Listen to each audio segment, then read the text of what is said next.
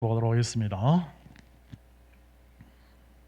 그들이 암비볼리와 아볼로니아로 다녀가 데살로니가에 이르니 거기 유대인의 회당이 있는지라.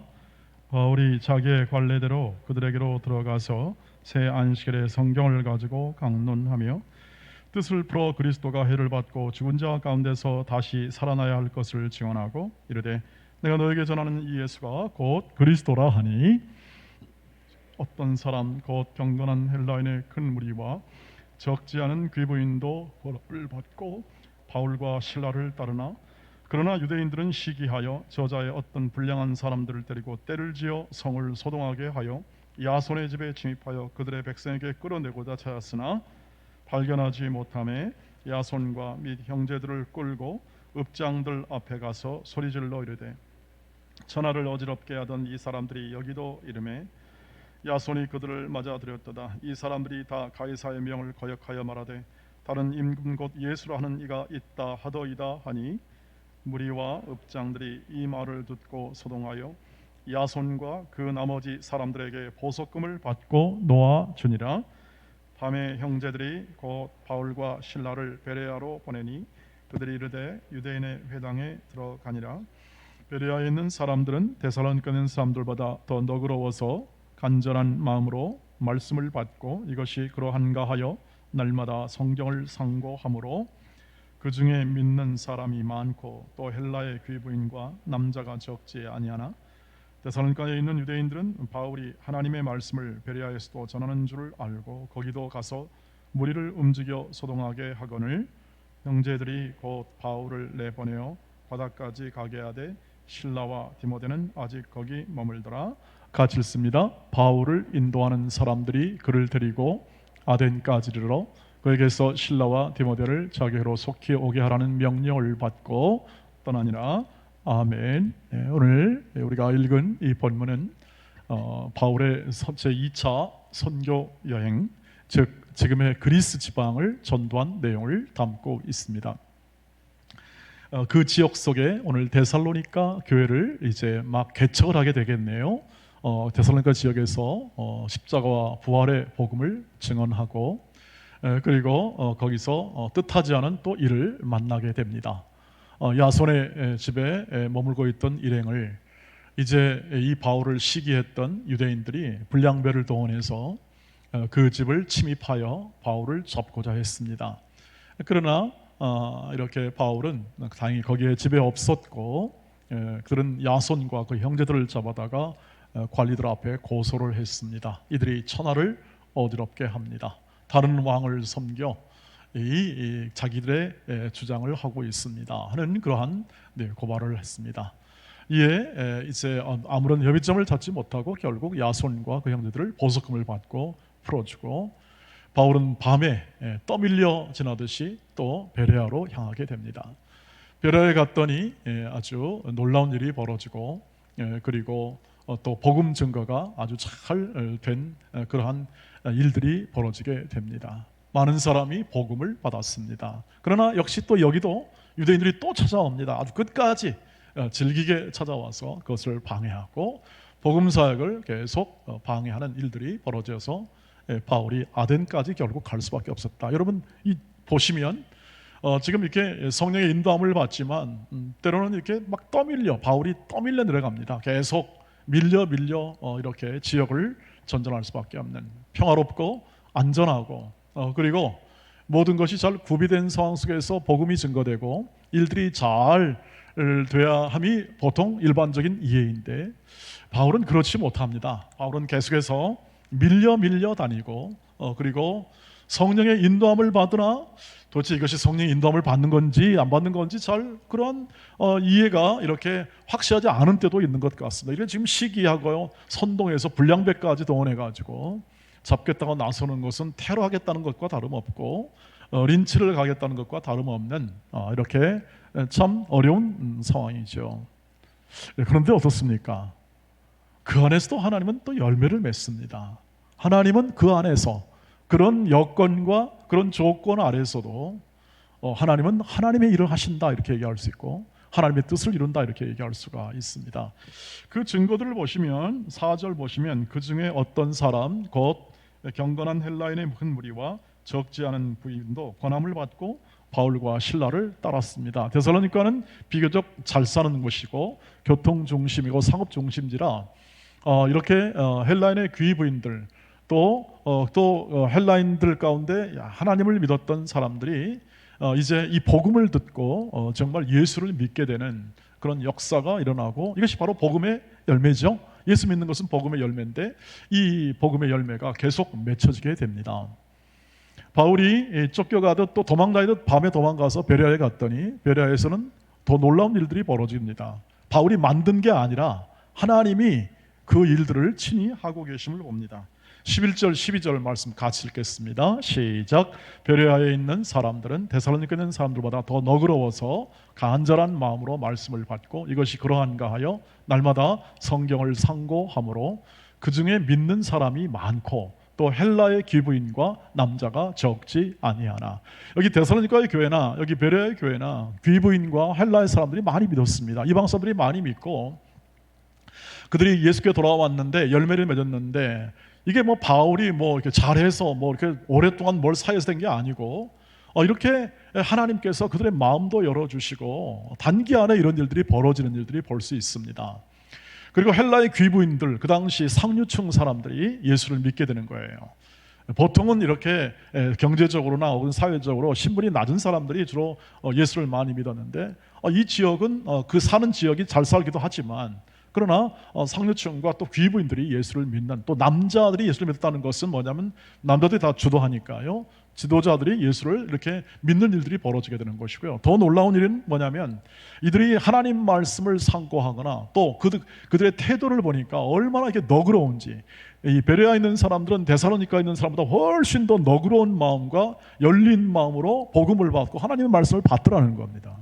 이건 바울이 한 일이 아니고, 바울은 늘 이렇게 밀려다니고 쫓겨다니지만 어디 가든지 무엇을 하든지 딱 그 복음의 자리, 즉 믿음의 자리를 딱 지켜내게 될 때 하나님이 친히 그 마음도 움직이시고 그 일들을 행하심을 우리가 이 말씀을 통해서 확인할 수 있다고 하는 것이죠. 그러니까 우리는 조건과 환경을 좋게 하기 위해서 노력합니다, 당연히. 그리고 여건과 환경을 안정되게 위해서 노력합니다, 당연하죠. 안전하고 좋은 여건을 만들기 위해서 노력하는 건 당연한데, 지금 우리가 말씀을 이해할 때, 이 하나님의 뜻을 이해할 때 보면은 이런 이 조건과 이 떠밀리는 환경 안에서도 그것이 우리의 어떤 원망이 대상이 되거나 혹은 또는 그런 환경의 어떤 불평의 대상이 아니라 지금 하나님이 그 안에서도 열매를 맺게 일하시는 하나님의 일하심의 조건이 될 수 있다는 사실을 우리가 확인하는 것이 굉장히 중요한 우리 신앙의 태도이죠. 왜냐하면 우리는 우리의 신앙상, 우리의 신앙, 예수를 믿어도 늘 건강하게 해주세요, 좋은 조건 주세요, 좋은 환경 주세요 기도하지 않습니까? 그런 조건을 얘기하는데 당연합니다. 당연한데 그것이 하나님의 뜻을 이루는 과정 속에서 하나님이 친히 일하심과 친히 주도하심을 전제로 하고 그것이 구해져야 되는데, 그렇지 않고 그것을 먼저 구하게 될 때 우리는 하늘의 뜻을 구하는 것이 아니라 자기의 욕심을 따라 구할 수도 있게 되기 때문에 그렇습니다. 우리가 확인하는 것은 그것입니다. 떠밀려가는 환경, 우리가 정말 한숨 나고 눈물 짓는 그런 환경 속에서도 하나님은 일하시고 열매를 맺기 때문에 저와 여러분이 가지는 모든 환경을 바라보는, 조건을 바라보는 우리의 태도나 시각이 하나님이 친히 일하시고 하나님이 친히 역사하시는 곳에 언제나 우리의 모든 삶에서 하나님이 이루시는 것을 믿음으로 바라보고 믿음으로 결심하며 믿음으로 취하고 그 안에서 우리가 해야 할 일과 우리가 마땅히 하나님께 받은 것들을 통하여 충성스럽게 일할 수 있다라는 것을 확인하는 것입니다. 이것이 어떻게 가능할까 하는 것이 우리의 이해의 폭이 바로 성숙이라고 할 수 있겠습니다. 이거 어떻게 이것이 가능한가?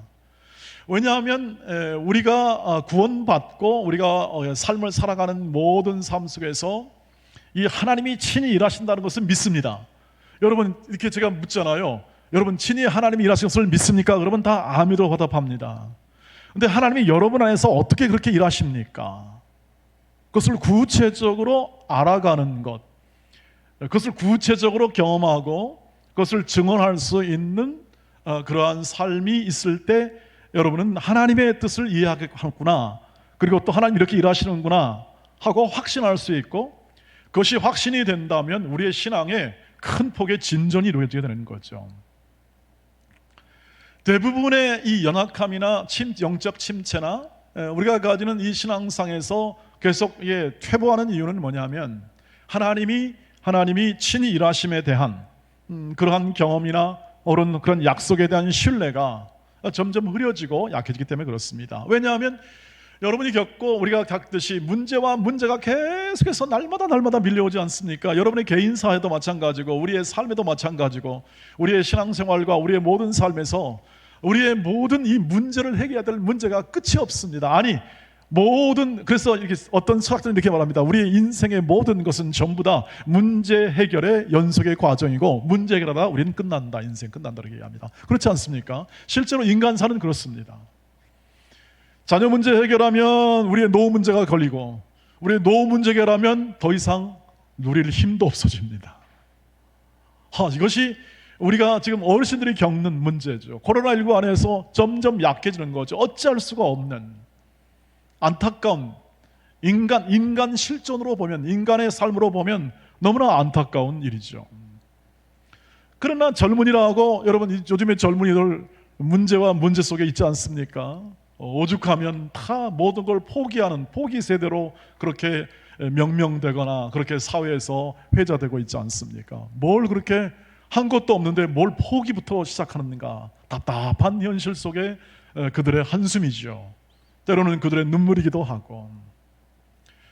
근데 어른들은 고생을 해보고 모두를 겪어봤습니다. 겪어보고 그러니 그 문제가 안 된다. 그렇지만 젊은 사람들은 이렇게 그것이 문제로 계속 남을 수밖에 없는 이유는 아직까지 미래에 대한 확신이 없고, 미래에 대해서 자신의 확신뿐 아니라 눈에 보이는 어떤 경험이 없기 때문에 늘 불안할 수밖에 없고, 확신되지 않는 미래에 대해서 염려와 걱정이 될 수밖에 없고, 그것이 심화되면 포기를 하게 되는 것이죠. 그런데 하나님은 그 모든 상황 안에서도 일하시고, 하나님은 이 모든 연약함 속에서 일하시고, 그것을 재료로 삼아 그것을 합력하여 선을 이루시는데, 그것을 어떻게 이루시냐는 거죠. 무엇이 근거가 되느냐는 것을 확인해야 됩니다. 반드시. 하나님의 구원하심은 무엇보다도 그 모든 것을 이루시는 가장 큰 동기는 뭐냐면 하나님의 신비로운 일하심입니다. 마치 이 식물이 우리가 모르는 사이에 자라갑니다. 이 앞에 있는 감나무나 여러분 동네에 있는 모든 식물들이 우리가 인지하지 못하고 아직까지 깨닫지 못하는 사이에 다 열매를 맺습니다. 그것은 섭리하거나 우리가 인지하지 못하고 우리가 생각하지 못한 채 그 안에서 일하시는 어떤 존재가 있고, 그리고 그것의 이 자연 법칙이 원리가 있으며, 그리고 그 원리 속에서 이루어지는 여러 가지 조건들이 맞았을 때 열매가 맺히게 되겠죠. 그 정도로 우리가 확인할 수 있습니다. 왜냐하면 경험해 봤기 때문에. 밤새 콩나물이 자라갑니다. 그러나 콩나물이 어떻게 자라가는지에 대한 구체적인 이유는 알지 못하지만 그러나 자라 있습니다. 다 알지 못하기 때문에 바로 그것입니다. 우리의 하나님의 일하심과 하나님의 구원도 우리가 다 인지하지 못합니다. 인식하지 못합니다. 왜냐하면 우리의 생각과 우리 계획보다 훨씬 큰 하나님이시기 때문에 하나님의 크신 계획과 그 계획의 이루심을 우리가 다 이해를 못합니다. 그런데 다 이해를 못하지만 어느 시점에 가보니까 하나님의 뜻이 이루어집니다. 열매가 맺힌다는 거죠. 바울이 예상하지 못했던 이렇게 멋진 교인들이 그 베레아 지역에 자라고 있다는 사실을 누가 알겠습니까? 얼마나 큰 위로를 받았을까요? 하나님 말씀을 하나님 말씀대로 받는 사람들, 그 말씀이 이렇게 정말 하나님의 말씀인가를 상고하고 그 말씀대로 살고자 했던 열망이 있던 사람들, 굉장히 이 초대교회의 모범이 되는 거죠. 너그러운 마음들, 넉넉한 마음들. 여러분 마음이 넉넉하면 여러분 그렇지 않겠습니까? 마음이 넉넉하면 용돈도 주고 싶고 뭔가를 해주고 싶고, 마음이 넉넉하면 그 마음 가운데 상대에 대한 호의와 그리고 사랑을 나눌 수 있는 훨씬 더 좋은 기반이 있지 않겠습니까? 그런데 비교해 보아도 데살로니가에 있는 사람들과 비교해 보아도 훨씬 마음이 너그럽고 말씀에 대한 간절한 사모하는 열망이 있으며, 그걸 누가 주겠습니까? 바울이 줬겠습니까? 바울이 사역해서 어떻겠습니까? 그게 아닙니다. 하나님의 일하십니다. 하나님의 일하심. 그런 것들이 나타나는 것을 보면 하나님의 일하심을 확인할 수 있습니다. 이 하나님이, 그래서 하나님의 일하심과 하나님의 구원이 얼마나 크냐, 왜 이해를 못하느냐 하면 하나님의 구원이 크기 때문에 그렇습니다. 전능하신 하나님의 구원과 하나님의 크신 하나님의 그 인도하심 너무 크기 때문에 그렇습니다. 여러분, 우리가 여기 한 나라의 대통령도 업무가 복잡하죠. 그 전체적인 임무를 다 우리가 어떻게 이해할 수 있을까요? 다 이해를 못할 겁니다. 우리도 뭐 대통령 이렇게 뭐 찬반이 있고 여러 가지가 있지만 사실 대통령이 하는 일을 다 이해하지 못합니다. 국방, 외교, 뭐 치안, 모든 것의 책임자니 그걸 다 어떻게 이해하겠습니까? 그러니 한 나라가 아니라 전 세계 열방을 통치하시고 다스리는 이 하나님의 계획과 인도하심이 너무 오묘하고 너무 신비로워서 그것을 다 이해할 수가 없는 것입니다. 에베소서 1장 10절 12절 보십시오. 그래서 바울이 그것을 어떻게 표현했는지를 잘 보시면 하나님의 일하심과 그 인도하심이 얼마나 큰지를 알 수 있습니다. 하늘에 있는 것이나 땅에 있는 것이 다 그리스도 안에서 통일되게 하려 하심이라. 모든 일을 그의 뜻대로 결정대로, 그의 뜻의 결정대로, 즉 하나님의 마음대로 일하시는 이의 계획을 따라 우리가 예정을 입어 그 안에서 기업이 되었으니 이는 우리가 그리스도 안에서 전부터 바라던 그의 영광의 찬송이 되게 하려 하심이라. 하나님이 예정하시고 하나님이 다스리고 하나님이 인도하시는 그 과정과 그 내용을 우리가 어떻게 이해할 수 있겠는가? 근데 여러분이 믿음이 대단한 이유는 이것을 이해가 되더란 말입니다. 저와 여러분이 이해를 했더란 말입니다. 어렴풋이나마 이해가 됐습니다. 하나님이 예정하셨다. 교리로 알지 않습니까? 예정하셨다. 그런데 그것을 좀 더 깊이 이해해달라는 것입니다. 하나님이 예정하셨다는 것과 우리가 믿음을 가졌다는 것이 단순하게 그냥 내가 단순히 믿었다는 것이 아니라 이렇게 깊은 하나님의 뜻과 오랜 시간과 하나님이 정하신 마음과 전지전능하신 하나님, 못 이룰 것이 없는 하나님의 마음과 하나님의 뜻으로 이루어졌다는 사실을 확인하면 여러분 놀라야 당연하지 않겠습니까? 근데 놀라는 표정은 없으시고, 우리 마음 가운데 어떻게 하면 좀 더 잘 살까, 어떻게 하면 좀 더 나아질까 하는 생각을 가지고 살아가는 경우가 대부분 아니겠습니까? 그것을 책망하는 것이 아니라 우리의 현실과 우리가 가는 믿음 속에서 우리의 연약함을 얘기하는 것입니다. 하나님의 능력과 하나님의 계획, 이 하늘과 땅에 있는 것을 통일시키는 하나님, 이것을 이런 계획과 이런 이 내용을 누가 알겠습니까? 바울이 증언하여 하나님이 계시해 주신 이 바울의 증언을 통해서 알지 않으면 알 수가 없는 것이죠. 오늘 저와 여러분이 이해하신다면 그것은 여러분의 복이 될 줄 믿습니다. 은혜는 무엇인가? 깨우치는 것입니다. 깨닫는 것이다. 하나님의 뜻을 깨닫을 때 우리는 그것이 은혜라고 하는 겁니다. 도무지 이해할 수 없는 하나님의 은혜와 하나님의 역사하심과 인도하심과 그것을 깨우치는 것. 이 놀라운 하나님의 크고 놀라운 계획이 오늘 떠밀려가는 인생 가운데라도, 슬픔과 한숨과 고난 가운데 있을지라도 믿음으로 사는 자에게 임하시는 하나님의 그 믿음을 가지고 살아가는 자들을 도우시고 인도하시고 결국 그의 뜻대로 만들어내시는 하나님의 크신 능력과 일하심이 바로 열매 맺음의 근거가 됩니다. 또 하나는 바로 그것의 근거가 되는 사랑입니다. 그 하나님의 계획이 큰 이유는 인간을 사랑하고 우리를 사랑하시는 하나님의 그 크신 사랑입니다. 세상의 통치자는 힘과 무력과 법과 그리고 압력, 위협으로 백성들을 다스립니다. 일합니다. 지금도 방역당국에서 그렇게 하지 않습니까? 당국은 그렇게 합니다. 그렇게 할 수밖에 없는 거죠. 그래야 질서와 나라의 보존과 통치를 합니다. 그런데 하나님의 다스림은 뭘까요? 사랑입니다. 여러분, 이것을 잘 이해하셔야 합니다. 하나님의 다스림은 사랑입니다. 사랑으로 다스립니다. 인간이 가지는 모든 이 힘과 모든 능력으로 인간이 다스리는 모든 것에 비하여 하나님은 사랑으로 다스리기 때문에 사람들이 이 세상 이해를 못합니다. 어떻게 사랑으로 가능하냐? 어떻게 그 사랑으로 가느냐? 하나님의 사랑은 위대하기 때문에 가능합니다. 하나님의 사랑은 크기 때문에 가능합니다. 하나님의 사랑은 하늘을 두루마리 삼고 바다를 먹물 삼아도 기록할 수 없는 영원하기 때문에 가능합니다. 이것을 이해하십니까? 이것이 여러분 가슴속에 있습니까? 우리가 예수의 사랑을 가슴에 안는다, 예수의 마음을 가슴에 안다 이렇게 표현합니다. 그런데 그것은 곧 예수의 사랑, 하나님의 사랑과 같다는 뜻입니다. 요한일서 4장 8절 말씀을 가시겠습니다. 시작. 사랑하지 아니하는 자는 하나님을 알지 못하나니 이는 하나님은 사랑이십니다. 사람들은 사랑을 알고 싶어 합니다. 사랑하기를 원합니다. 드라마도 그렇고 노래도 그렇고 사랑 타령을 하면서 이 인류가 지내옵니다. 왜냐하면 사랑하지 않고는 설 수 없는 것이 인간의 존재입니다. 하나님의 사랑 안에서 거하지 않으면 설 수 없습니다. 그렇게 만들어졌습니다. 근데 불순종하고 타락한 인간의 모든 이 사랑이라는 것은 언제나 사랑을 행하기는 행하려고 하는데 모호하게 만들어버립니다. 사랑을 모호하게 만들어요. 선명하게 만드는 게 아닙니다. 인간이 사랑하죠. 열심히 사랑해서 기쁨과 환희를 얻습니다. 가정을 사랑하고 이웃을 사랑하여 환희를 얻습니다. 그런데 왜 안타까움과 슬픔, 비극이 생깁니까?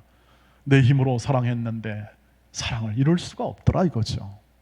그래서 사랑을 모호하게 만드는 것은 뭐냐면 사랑해봤자 별거 없더라. 그러는부터 시작하여 사랑은 바람을 잡는 것이고 사랑은 눈물의 씨앗이고 사랑은 아픔이요 고통이요 사랑은 잡으려고 하면 없어지고 모호하지 않습니까 여러분? 그걸 어떻게 사랑할 수 있겠습니까? 그런데 말씀이 밝혀지고 증언합니다. 하나님은 사랑이시다. 하나님은 위대한 사랑이시다. 하나님은 다함이 없는 사랑이시다. 절대 사랑이시다.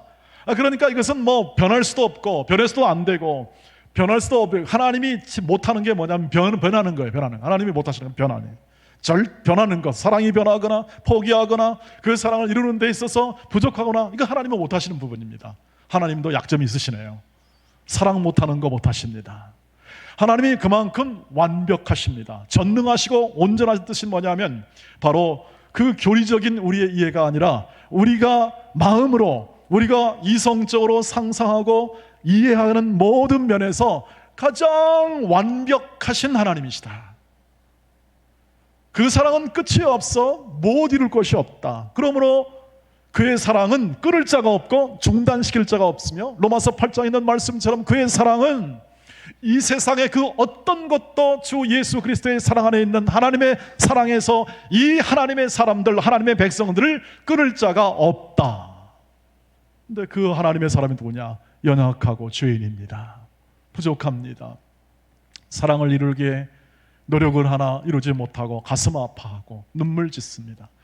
사랑은 그래서 오랜 고통과 아픔이라는 것을 이해하며 살아가는 사람들이죠. 지극히 연약한 사람들입니다. 그런데 그 연약한 사람들 안에서 하나님이 그 사랑을 꽃피우십니다. 그 사랑을 이루십니다. 약한 사람들 안에서 이루신다는 거죠. 고린도후서 12장 9절로 10절. 그래서 이 하나님의 일하심을 알고 이 신비로운 하나님의 사랑의 일하심을 알고 고백한 것이 이 고백입니다. 한번 그 고백을 읽어보겠습니다. 시작. 나에게 이르시기를 내 은혜가 내게 족하도다. 이는 내 능력이 약한 데서 온전하여짐이라 하신지라. 그러므로 도리어 크게 기뻐함으로 나의 여러 약한 것들에 대하여 자랑하리니 이는 그리스도의 능력이 내게 머물게 하려 함이라. 그러므로 내가 그리스도를 위하여 약한 것들과 능력과 궁핍과 박해와 곤고를 기뻐하노니 이는 내가 약한 그때에 강함이라. 이 하나님의 일하심을 알지 못하면 우리는 뭘 합니까? 우리는 우리 스스로를 더 옳게 만들고 더 좋게 만들기를 소망하면서 열심히 우리 힘과 열정을 다해 사랑합니다. 그러나 그 사랑이 깨어지거나 힘들 때는 어떻게 합니까? 내가 믿었던 게 헛된 건가 하는 자괴감과 그 다음에 마음의 후회함이 덕여오는 거죠. 하나님의 사랑은 실패가 없다는 말씀을 드렸습니다. 우리의 믿음은 그것입니다. 하나님의 사랑은 나의 약함과 나의 부족함과 나의 수고와 슬픔과 한숨과 눈물을 재료로 삼아 그 안에서 하나님의 뜻을 이루고 그 안에서 약한 자를 통하여 하나님의 능력이 나타나 복음의 열매를 맺고 구원의 열매를 맺고 복된 열매를 맺는 것이다. 그러면 남은 일은 무엇입니까? 실패할 수 있고 울 수 있고 고통할 수 있고 우리가 연약함에 거할 수 있지만 하나님께서 친히 이 모든 것을 역전시키는 때가 오게 될 줄 믿습니다 하는 믿음이 그 안에서 생겨나고, 하나님과의 교제 안에서, 하나님과의 관계 안에서 우리는 이 하나님의 사랑에서 끊을 수 없는 이 하나님의 위대한 사랑 앞에 이 세상과 절대 타협하지 않고, 이 세상과 타협하지 않고 우리의 성도를 끝까지 사랑할 수 있고 내 이웃을 끝까지 사랑할 수 있고, 그리고 그 사랑을 이루기 위한 내면의 담대함과 용기와 신념과 가치가 우리 안에서 샘솟듯 솟게 되고, 견디는 힘이 강해지고, 오랜 아픔과 이 모든 힘든 여건 속에서 사랑은 그것을 견뎌내고, 사랑은 그것을 참아내고, 그것은 사랑을 함께 우리가 더불어 앞길에 하나님의 역전시킬 때까지 함께 울고 함께 기도해 줄 수 있는 믿음으로 나타나게 되는 것이죠. 그 삶이 우리를 향한 하나님의 인도의 열매가 될 줄 믿습니다. 저와 여러분이 갖는 열매, 성령의 열매, 사랑과 희락과 화평과 오래 참음과 자비와 양성과 충성과 온유의 절제의 열매는 우리 힘으로 만들어진 것이 아니라 성령의 인도를 따라 순종하여 믿음의 삶을 산 결과 맺어지는 열매인 것을 여러분이 아실 것입니다. 그 사랑이 성령을 통하여 우리 마음반에 부은 바 되고, 로마서 5장 3절 말씀처럼 오늘 우리는 그 사랑에 힘입어 오늘 하나님을 찬송하고 오늘 살아갈 이 세상을 살아갈 담대함과 용기와 지혜를 얻게 됩니다. 사랑하는 이 사랑하는 성도 여러분, 이 사랑이 이 모든 일을 가능케 합니다. 이 사랑이 여러분 안에 있고 우리의 모든 만물 아래 하나님의 사랑이 충만하게 배어 있음을 믿으시기를 주의 이름으로 축복합니다. 하나님의 만물 안에 담겨 있습니다. 그냥 하나님의 사랑이 작을 때는 한 지역이겠지만, 그러나 그 하나님의 사랑이 크고 놀랍고 전 우주적이고 만물을 통일 온전하게 만드는 사랑이기 때문에 이 만물 안에 있고 우리의 모든 삶과 여건 안에 있습니다. 그래서 뜻하지 않게, 그래서 우리가 다 비관하는 장소에서 복음이 증거되고 그 열매가 맺습니다. 지금 이란이 그렇습니다. 이란은 철저하게 이슬람 나라고 이슬람 종주국인 나라죠. 그런데 놀라운 부흥의 역사가 일어나고 있습니다. 지하교회, 가정교회 부흥의 역사. 그래서 복음을 갈망하는 사람들이 벌써 100만 명 정도가 된다고 합니다. 어마어마한 숫자입니다. 일본도 100만 명이 좀 넘는다고 하는데 그 철저히 탄압받는 나라에서 그만큼 됩니다. 중국이 이것을 경험했지 않습니까? 여러분의 우리 믿음의 1세대들, 우리 한국교회 믿음의 1세대들도 아마 대부분 불교를 믿거나 유교의 전통적 집안 안에서 이렇게 예수를 믿는다는 것 참 어려운 것을 많이 경험했으라고 생각합니다. 저도 경험을 했고 우리도 믿음의 삶을 경험했습니다. 그런데 신비하게도 하나님은 그런 모든 떠밀리는 환경 가운데 다 열매를 맺어와요. 그러니 더 온전하고 더 평화로운 관계에서 우리가 믿음으로 산다면 하나님이 더 큰 은혜를 부어주시지 않겠습니까? 우리가 걸어가는 길 속에 있는 모든 삶에서 어려운 여건에서도 하나님이 그렇게 일하신다면 우리의 모든 이렇게 부어주시는 이 하나님의 은혜 안에 살 때 우리는 더 큰 순종과 우리의 사랑의 헌신을 통하여 하나님의 일을 감당하고 우리에게 주어진 일터, 가정, 그리고 또 회사, 우리의 직장, 사업, 우리의 모든 환경 속에서 이 하나님의 일하심을 따라 충성스럽게 그 모든 일을 감당할 힘이 나오게 될 줄 믿습니다. 하나님은 역전의 남이라고 말씀을 드렸습니다. 우리의 모든 것을 다 종말에 주 예수께서 다시 오시는 날 새 하늘과 새 땅에 역전이 이루어지게 될 것이고 우리는 부활과 생명으로 역전이 이루어지게 될 것입니다. 이것을 알게 하시는 이는 하나님이시고 오늘도 그 사랑이 오늘도 그 모든 일들을 행하시는 근거가 된다는 사실을 확인하면서 오늘의 합한 이 모든 이 말씀을 통해서 우리는 그렇게 마음 가운데 담담을 얻을 수 있습니다. 여러분, 약함과 어려움과 떠밀림 속에서 열매를 맺기 때문에 여러분 실수를 하거나 부족해도 담대하게 실수하시고 부족해도 담대하게 하나님 앞에 사시기를 주의 이름으로 축복합니다. 언제 어디서나 하나님 앞에 사십시오. 그리고 여러분 맡기신 하나님의 일을 충성하십시오. 그것은 기본적으로 사랑하는 것입니다. 하나님의 성품과 하나님의 사랑을 가슴에 담고 그것을 날마다 성령을 통하여 채우고, 내 안에 약한 부분은 하나님께서 가려주시고 내 안에 있는 하나님의 사랑은 풍성히 드러나도록 그 마음의 기도와 간구를 통하여 하나님과 동행하시고, 베레아 교인처럼 말씀을 너그럽고 간절한 마음으로 받고 그것을 통하여 하나님의 뜻이 이루어짐을 기뻐하며 감사하시기를 바랍니다. 내가 잘해서가 아니라 하나님의 뜻이 이루어지는 겁니다. 서로 용서하는 하나님의 뜻, 서로 사랑하는 하나님의 뜻, 서로 인내하는 하나님의 뜻, 그리고 우리의 모든 가족 안에서 추석을 지나며 소원했던 가족들, 또 우리의 모든 환경 속에서 소원했던 이웃들, 이들과 함께 더 관계를 회복하고 하나님의 은혜 안에서 살아가는 이 삶의 증언자로서의 삶의 풍성함이 여러분 앞에 풍성히 드러나기를 주의 이름으로 축복합니다. 밀려나도 좋습니다. 아파도 좋습니다. 울어도 좋습니다. 그러나 하나님 앞에서 하시고 하나님을 붙잡고 하시고 하나님의 크신 하나님의 그 인도하심에 우리의 마음의 소원을 견고히 하여 주의 뜻이 이루어짐을 기쁨과 감사와 기도로 살아내는 우리 사랑하는 동원의 가족이 되시고 온라인으로 예배하는 모든 각 가정이 되시기를 주의 이름으로 축복합니다. 기도하겠습니다. 거룩하신 아버지 하나님, 감사합니다. 밀려다니는 인생, 쫓겨다니는 인생, 도망다니는 인생처럼 보이는 그 믿음의 삶이 내 앞에 있다 할지라도 오늘 그 뜻을 이루시고 하나님의 뜻을 열매를 맺게 하시는 이 하나님의 선하신 인도하심을 굳게 신뢰하고 우리의 삶 가운데 담대하게 하나님의 뜻을 순종하여 주의 사랑과 은혜 앞에 신실한 성도의 삶을 살아가도록 성령 하나님, 우리 모든 각 가정을 세워주시고 각 개인을 말씀으로 세워주시옵소서. 예수님의 이름으로 기도하옵나이다. 아멘.